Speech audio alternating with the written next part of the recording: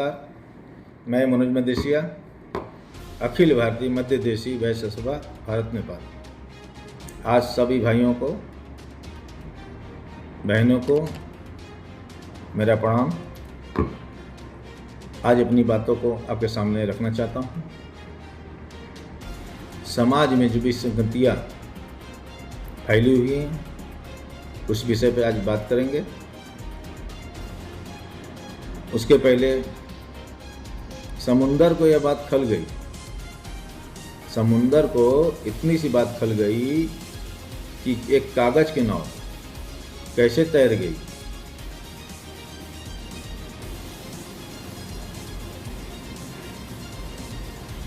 आज अखिल भारतीय मध्य देशी वैश्य सभा के बैनर पे कई लोग गलत तरीके से चुनाव कराना, जिला अध्यक्ष बनाना, प्रदेश अध्यक्ष बनाना, इस तरह से कार्य हो रहे हैं।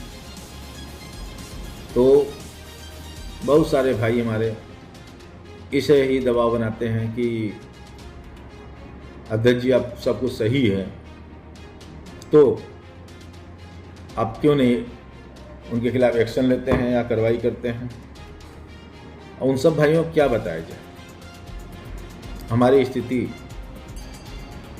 महाभारत के रण क्षेत्र में उस अर्जुन की तरह हो चुकी है, जो युद्ध में तो उतर गया, रण में तो उतर गया, लेकिन वहाँ पहुँचने के बाद धर्म संकट की स्थिति उत्पन्न हो जाती है कि सब तो अपने हैं, हम किसके खिलाफ कार्रवाई करें। संगठन के काम आपस में लड़ना नहीं होता। समाज की फैली कुरीतियाँ, सामाजिक स्तर उठाना, ये सबसे पहले हम लोगों का कर्तव्य है। युवाओं को राजनीतिक भागीदारी दिलाना, शिक्षा क्षेत्र में अपने समाज को एक नई ऊंचाई पर ले जाना, आर्थिक क्षेत्र के स्तर पे मजबूती दिलाना, ये सारे कार्य पे काम हो रहा है।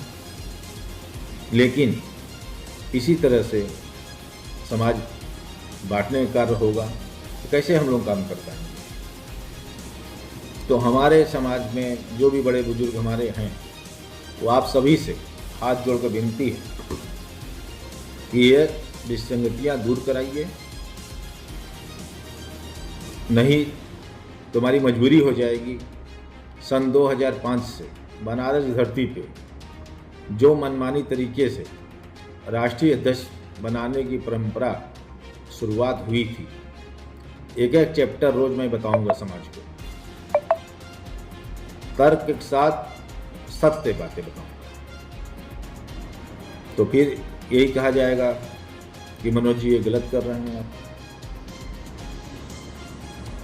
तो 16 साल बाद देखिए, बाबा विश्वनाथ जी की मर्जी, 16 साल बाद 2005 के बाद 2021 में उसी बनारस की धरती पे जो गलतियां 16 साल से होती आ रही थी, एकीकरण कराने का हम लोगों ने द्वारा किया गया। तो अब तो कम से कम समाज एक हो जाने दीजिए। 21वीं सदी में हम लोग जी रहे हैं, क्यों युवाओं को भ्रमित किया जा रहा है, क्यों समाज को भ्रमित किया जा रहा है। तो हमें मजबूर न किया जाए कि समाज को जो पिछला हुआ है वो चीज़ एक चीज़ बताना पड़े। नहीं तो सारी चीज़ मैं बताने का कार्य करूँगा अपने समाज को, क्योंकि जो इतिहास नहीं बताएगा वो भी समाज की बेईमानी करेगा। जो इतिहास है वो जरूर मैं बताऊँगा समाज को। उसके लिए किसी को नाराज होना पड़े या नाराज हो रहा है, हमें कोई फर्क नहीं पड़ेगा, क्योंकि मेरा कर्तव्य है, ये मेरी जिम्मेदारी है। तो वो चीज़ अगर ना हो करना चाहते हो तो समाज को मुख्य धारा के साथ जोड़िए और जोड़े रखिए। इसी के साथ एक शायर ने कहा, ना तेरा है न मेरा है, ना तेरा है ना मेरा है, ये मदेशिया समाज हम सबका है।